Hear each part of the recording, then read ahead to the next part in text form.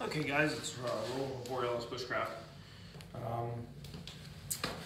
Stove's going, did some wood processing, nice and warm. Now, normally if I had the stove going, I would just use my canteen cup or my water bottle cup, Pathfinder cup, whatever the hell you want to call it, a cup or a pot. On top of the wood stove. However, obviously this is equipment that's in my get home bag, and as such we're gonna, for shits and giggles, pretend we don't have access to this wood stove. And maybe we're in an urban environment and we don't have we want to keep a low footprint, so you don't want to be don't necessarily want to be making fires somewhere where you're either A, not supposed to be, or you don't want to get found.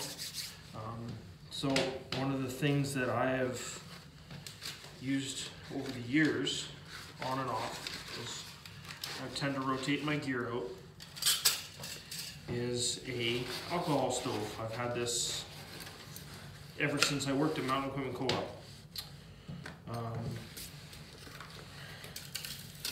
Now, this system that I have here, this is a pack flat stainless steel wood stove. So I do have the option of burning wood if I run out of methyl hydrate or alcohol or any other spirit that will readily burn in an alcohol stove. Okay? So the best thing that I have found is that I use the wood stove. I'm going to assemble it here. Pretty simple, it just all hooks into its own slots. Just like IKEA stuff, but better. There's the ashtray, right? So that can go high or low. We'll start with it at the low setting. Oh. Come on. In there. And then your outer, which I will actually put on last. Okay, so this is now our portable wood burner. Okay. Now, as you can see, the canteen cup system pretty much fits right in between there.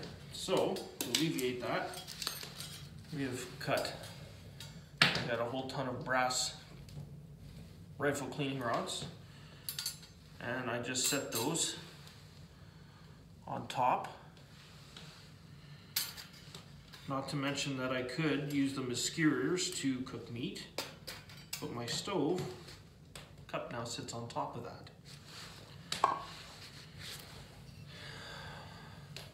Half liter of methyl hydrate will last quite a while. Used it on backpacking trips years ago, climbing trips, tons. It just works, guys. Okay, so now break that out. If you notice how I had my spoon, long spoon, stuffed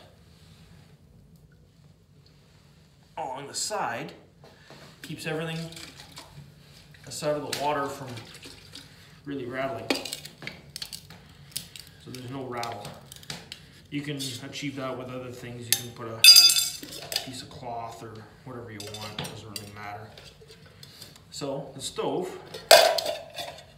fits down inside the bottom of the cup quite nicely.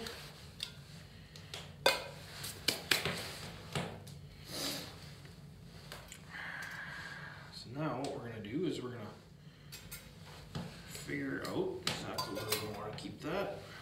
Yeah, it looks pretty good right there. Like so. Now, for anybody that has not used an alcohol stove before, ooh, my O-rings come out. time for a new O-ring. It still doesn't leak. They typically have an O-ring in the lid. This one still does. That allows you to put the stove out as well. So now this one still has I can't really show you on camera, but it still has lots of alcohol in it from the last time. So the seal is good, it did not evaporate.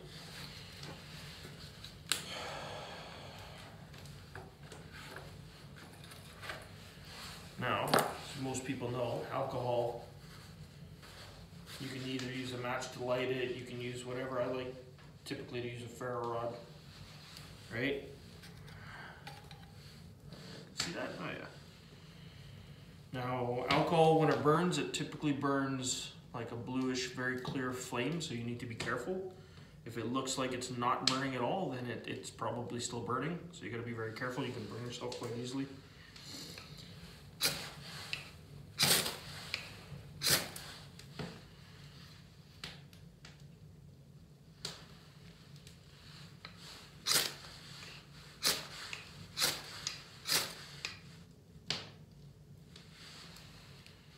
Come on. All right, okay, so we're lit. I'm gonna try and do this without screwing it up.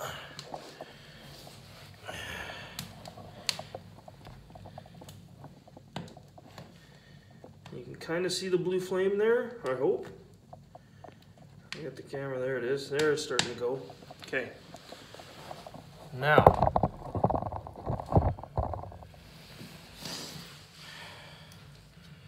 it's gonna heat up, so you gotta be careful, don't burn yourself.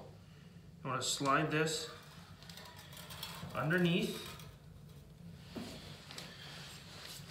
Right? Now if it's really, really windy, I can put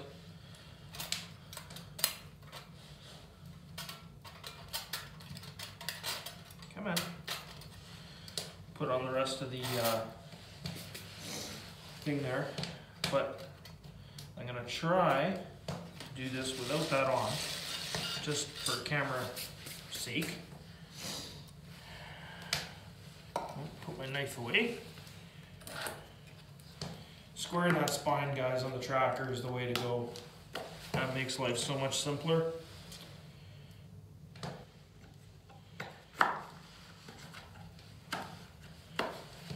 Put that away. See, she's burning good now. Get the water bottle out of the way here. We're gonna open up our Din Din stag chili today. This is out of my preps at home, so the can is marked with the date that I purchased it on and put it into rotation.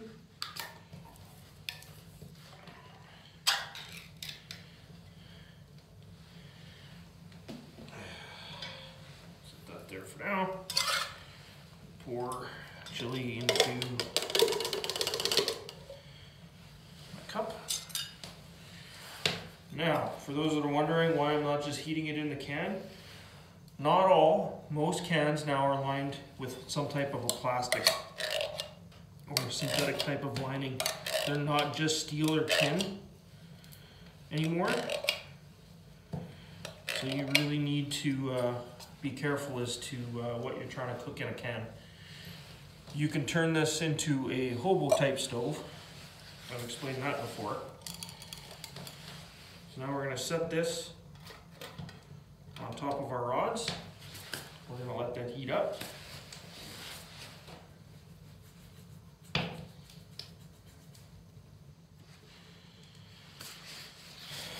we'll cook up some dinner or lunch, or whatever you want to call it.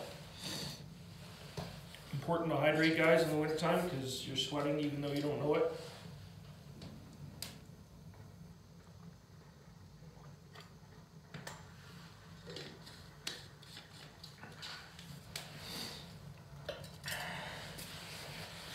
For those that have never used an alcohol stove, you can control your burn rate by raising or lowering your pot just like you would on a fire, right? So that's how you don't burn your stuff. If you're boiling water, you put the lid on the pot so that it actually conserves fuel. But typically when you're cooking on an alcohol type stove, you leave your lid off because you want to continue to stir your contents so you don't barbecue them to the bottom of your pot and make your life living hell going to clean it. So as you can see, it has a very, very, very low light signature. So if for some reason I do need to get home and it's going to take more than a day to walk home, whether that being having to cut through a city or a small town or whatever, insert whatever situation you want, the alcohol stove is reliable, virtually silent. You don't get the like you would with like a jet boil or something that's very, very audible and you get noticed. It creates a noise type signature.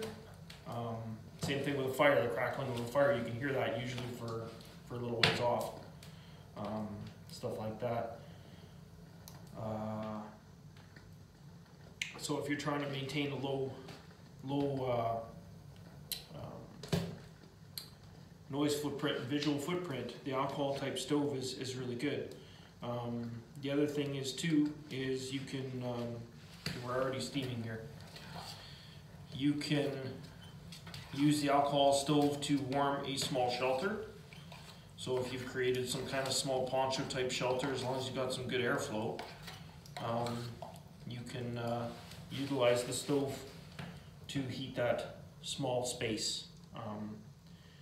On average, a candle puts out about 800 BTUs, which is about the same as a person puts out. So it'd be like having 2 people in that small type shelter, whether it be a poncho type shelter, cardboard shelter, whatever.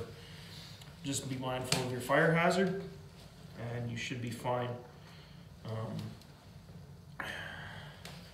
I'm sure there's plenty of hobos and homeless people around that can attest to utilizing similar types of systems to A, not be found, and to stay warm and cook food. So yeah. The other thing with the methyl hydrate, you can use it for starting fires, obviously. Just soak a small piece of cotton or something in it and light that on fire. It's very similar to utilizing any type of accelerant when in use in fire lighting.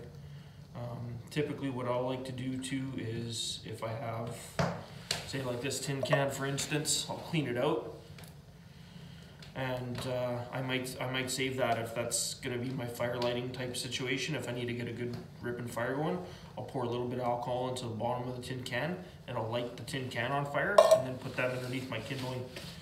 That'll give me a constant heat source to dry out either damp or semi-wet materials, increasing my chances of having a fire if I need a fire.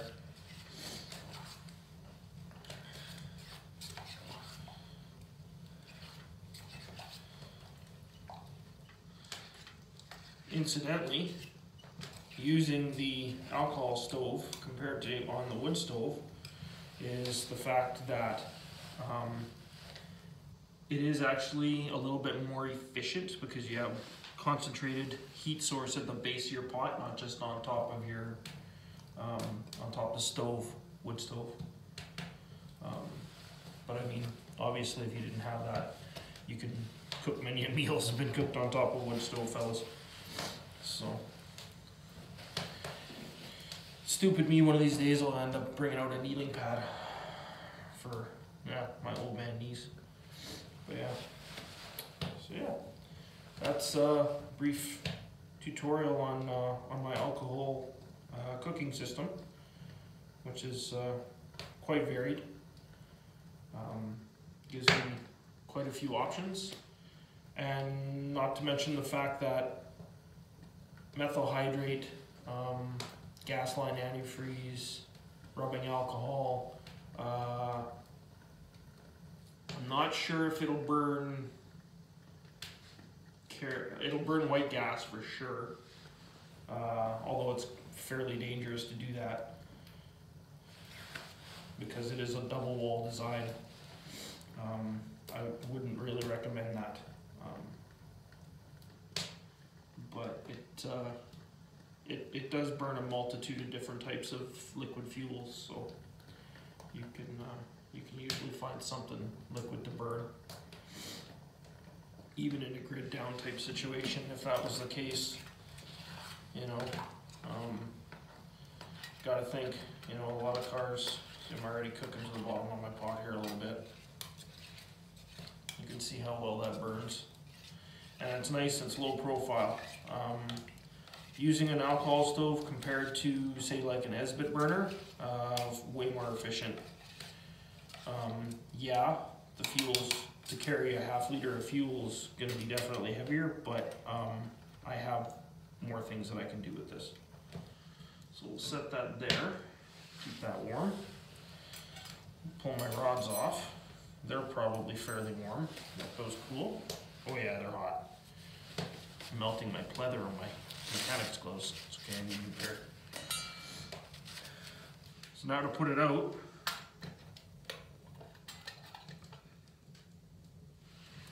you basically restrict the oxygen.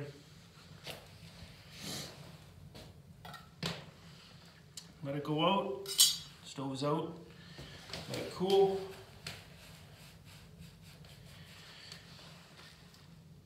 And I've maybe only used a quarter of the fuel that was in the stove. So again, my meal is cooked. If I needed to heat water up to clean my pot, which I will after I'm done eating, I can do that with it. Although I usually just put it on the wood stove, but either or. So yeah, and I still have quite a bit of fuel. So I haven't even dove into that. If you use rubbing alcohol, you can now it'll suffice as a cleaning agent for injuries, wounds.